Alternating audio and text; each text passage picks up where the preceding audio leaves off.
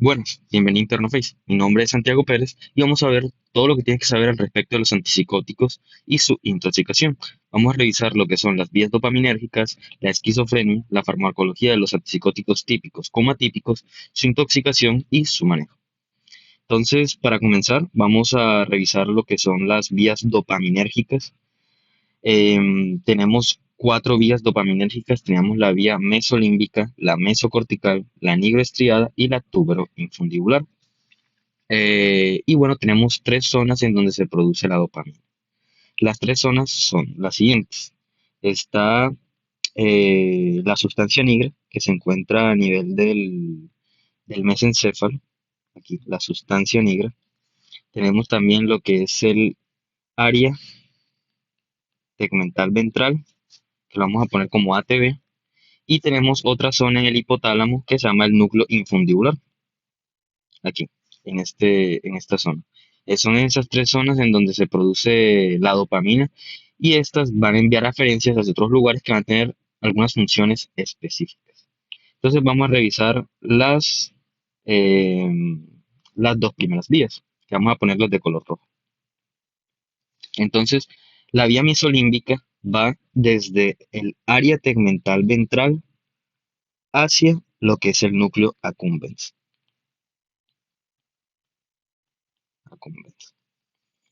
Entonces, en este tracto, la dopamina va a tener una función actuando en lo que es las emociones, actuando en lo que es el sistema de recompensa, debido a que el núcleo accumbens manda lo que son unas referencias hacia lo que es el cíngulo.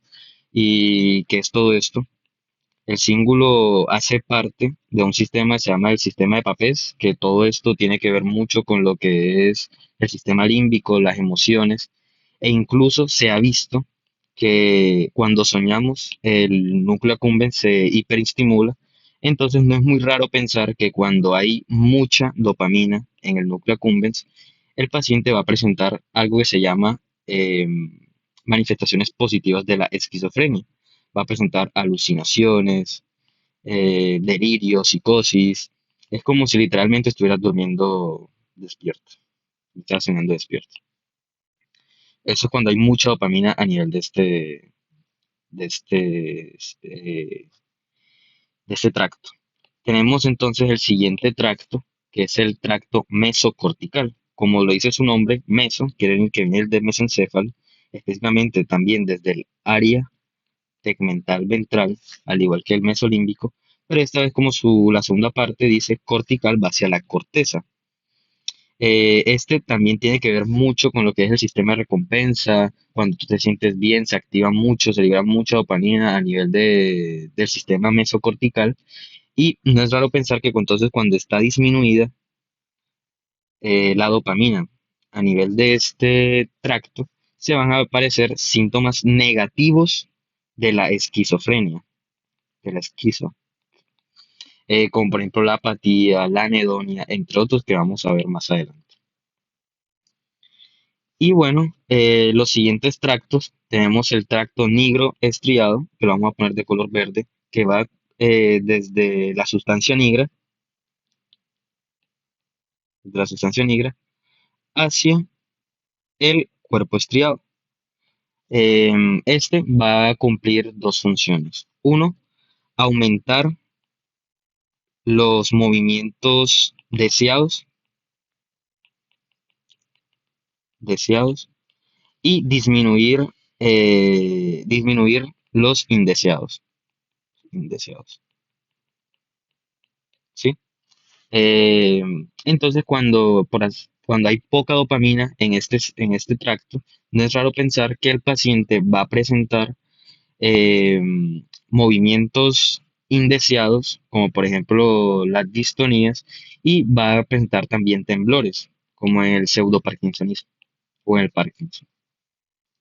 Y ya para terminar, tenemos lo que es la vía infundíbular, que va desde el núcleo infundibular hacia lo que es la hipófisis.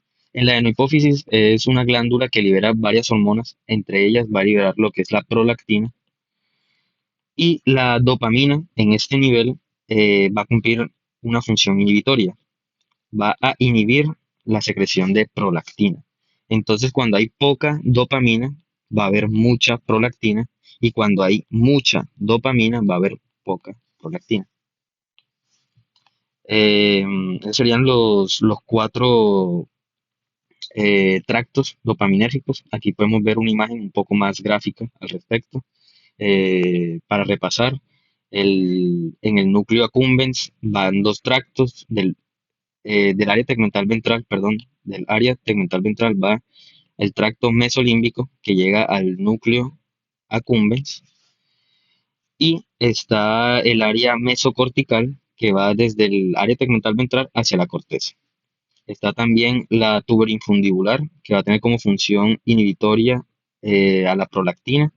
Y está la nigrostriada, que va desde la sustancia negra hacia lo que es el cuerpo estriado.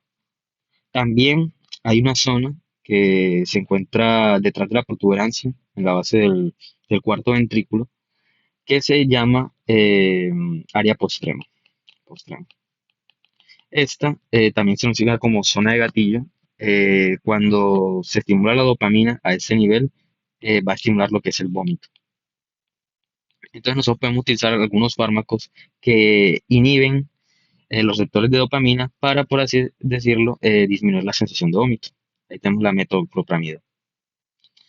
Y bueno, aquí tenemos un resumen, les hice un resumen de las diferentes vías dopaminérgicas y qué sucede cuando hay un aumento de la dopamina o cuando hay una disminución de esto. Entonces, en el área mesolímbica, que va desde el área tegmental ventral al núcleo accumbens, cuando hay mucha dopamina, puede ocurrir lo que son los síntomas positivos de la esquizofrenia: la alucinación, el delirio, la psicosis, y puede un aumento de la dopamina por dos razones. Uno, puede ser genético, en caso de enfermedades como, por ejemplo, la esquizofrenia, y otro puede ser por el consumo de drogas, como por ejemplo la cocaína, también las anfetaminas o algunos agonistas dopaminérgicos. Sí. Em, en la vía mesocortical, la dopamina va a cumplir unas funciones ejecutivas de la motivación y del sistema de recompensa, y cuando hay poca dopamina, puede aparecer lo que es los síntomas negativos de la esquizofrenia, como por ejemplo el efecto plano, la anedonia, la apatía. En la vía nigroestriada, recordemos que la sustancia nigra tiene una función de controlar la función motora, porque disminuye los movimientos involuntarios y aumenta los movimientos voluntarios. Entonces, cuando hay poca dopamina, va a ocurrir un desequilibrio entre la acetilcolina y la dopamina. Ya me explico. Eh, para que nosotros nos podamos mover de manera correcta, tiene que haber un equilibrio entre la dopamina y la acetilcolina. Entonces, cuando hay poca dopamina, se va a estimular mucho los receptores de la acetilcolina a nivel de la vía nigroestriada, y esto va a causar lo que es el extrapiramidalismo, el Parkinson. em, y bueno, esto puede ocurrir cuando hay poca dopamina. Está la vía tuberinfundibular, que va del núcleo infundibular a la hipófisis, que va a tener como función inhibir la secreción de prolactina. Entonces, cuando hay poca dopamina, va a haber una hiperprolactinemia.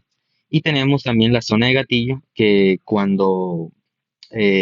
a tener como función la dopamina el estímulo del vómito, y cuando hay poca, o cuando inhibimos los receptores de dopamina, podemos inhibir el vómito, como la metoclopramida. Listo. Entonces, vamos a pasar ya a hablar un poco de lo que es la esquizofrenia. Eh, Me gusta mucho recordar la esquizofrenia con este cuadro que se llama El Grito, porque aquí observamos lo que es un hombre que está delirando, un hombre que está teniendo alucinaciones, está teniendo psicosis, y bueno, esto representa bien cómo es el trastorno de este trastorno psiquiátrico. La esquizofrenia se define como un trastorno psiquiátrico que comúnmente causa alucinaciones, delirio, pensamiento desorganizado, comportamiento desorganizado y retraimiento social. Lo que sucede en esta enfermedad es que hay una sobreestimulación de la dopamina, o hay mucha dopamina a nivel del tracto mesolímbico, límbico, que como les mencionaba, que va desde el área tegmental ventral hacia el núcleo accumbens. Y cuando se estimula mucho esta zona del núcleo accumbens, pueden aparecer este tipo de manifestaciones, alucinaciones, delirio, pensamientos desorganizados, y pueden aparecer las manifestaciones positivas de la enfermedad, que son estas que observamos acá. Pero cuando hay poca dopamina eh, a nivel del área mesocortical, ocurren los síntomas negativos, que son estos. Exploramos aquí, efecto plano, anedonia, apatía. Existen cinco subtipos de la esquizofrenia paranoide, la desorganizada, catatónica, indiferenciada y residual. Sin embargo, la más común es la paranoide. Y bueno, aquí observamos lo que son los criterios diagnósticos del DSM-5. El interés de este video no es profundizar al respecto de esta enfermedad, sin embargo, aquí se los dejo para que paren el video y lo lean. Yo iré avanzando un poco para revisar lo que son los antipsicóticos eh, y lo que son sus intoxicación. Entonces, tenemos los antipsicóticos de primera generación o también conocidos como típicos, que se dividen en de alta potencia y de baja potencia. Los de alta potencia son el haloperidol, la flufenacina, la trifluoperacina, y los de baja potencia tenemos la clorpromacina, la levomepromacina y la pipotiacina. El mecanismo principal de este grupo de medicamentos va a ser antagonizar los receptores dopaminérgicos postsinápticos. Entonces ellos van a antagonizar principalmente los receptores D2 y D3 a nivel postsináptico en el área mesocortical y en el área mesolímbica. En el área mesolímbica a nivel del núcleo accumbens y el área mesocortical a nivel de la corteza. Pero, ¿qué sucede entonces cuando se bloquea el área mesolímbica? Cuando se bloquea, va a haber poca estimulación de la dopamina, y esto va a significar que va a mejorar los síntomas positivos de la enfermedad, porque van a reducir. Pero cuando hay poca dopamina en el área mesocortical, recordemos que esto lo que va a causar va a ser un empeoramiento de los síntomas negativos de esta enfermedad.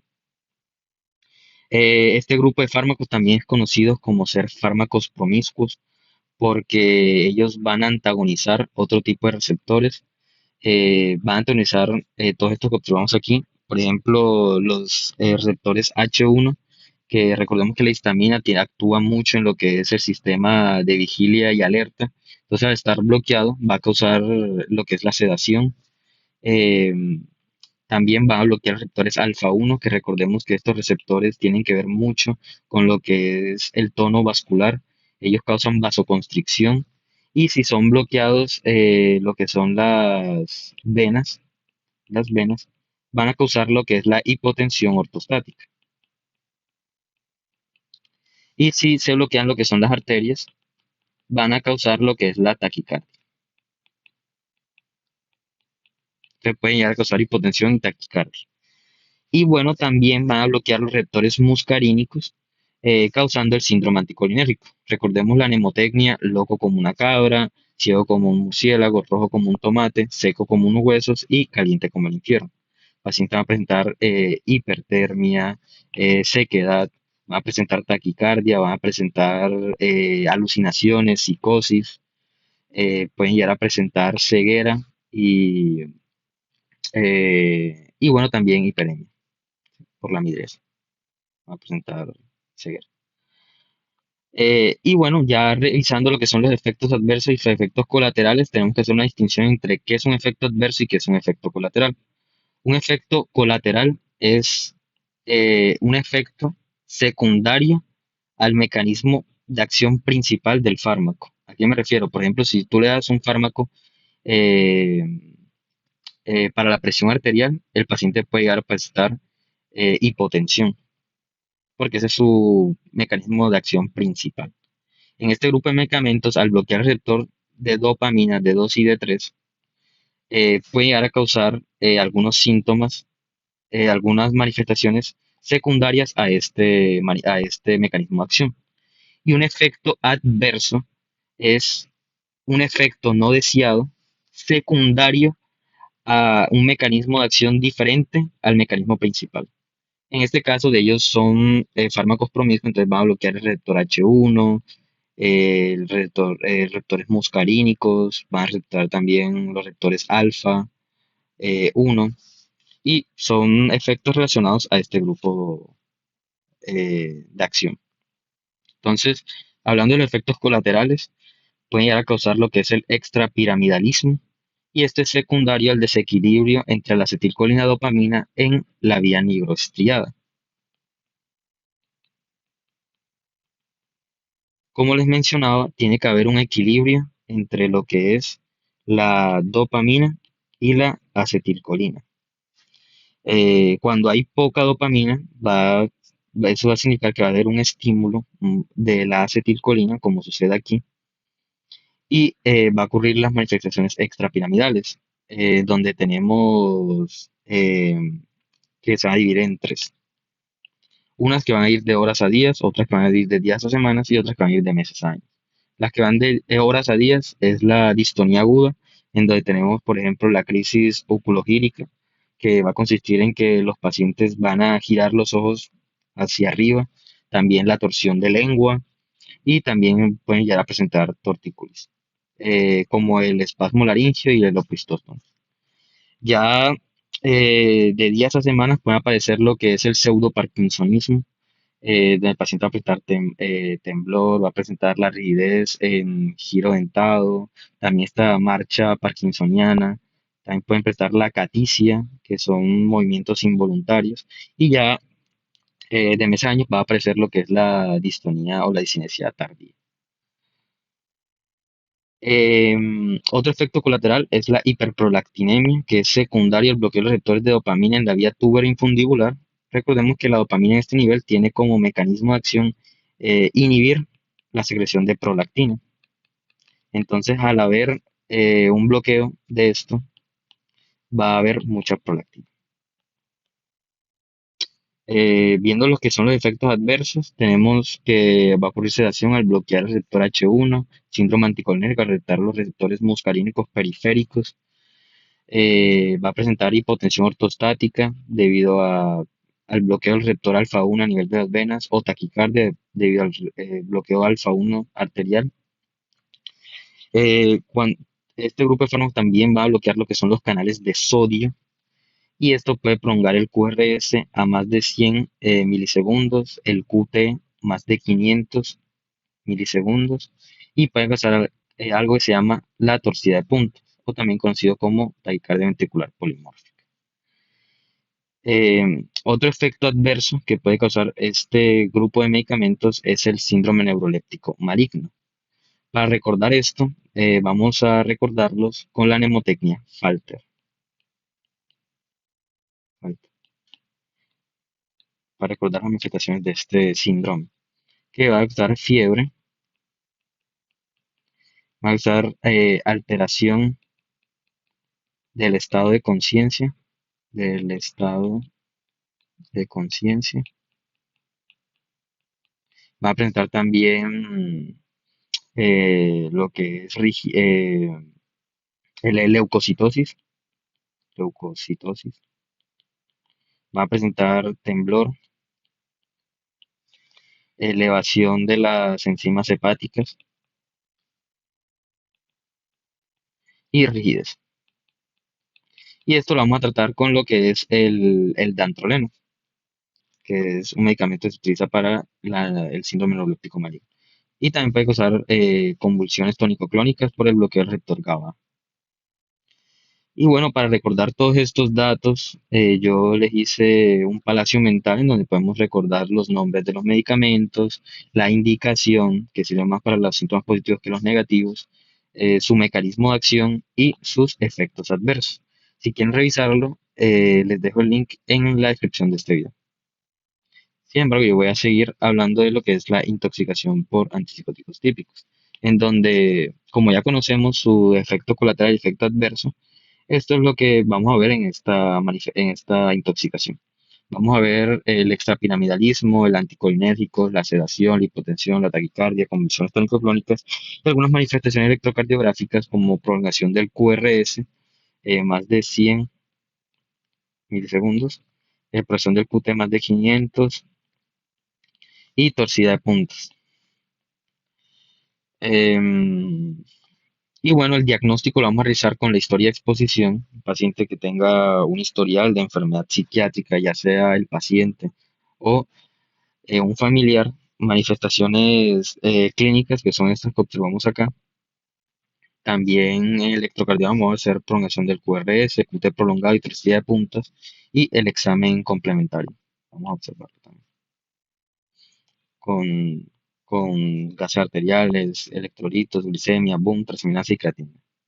Ya el tratamiento se va a basar en realizar cuatro cosas.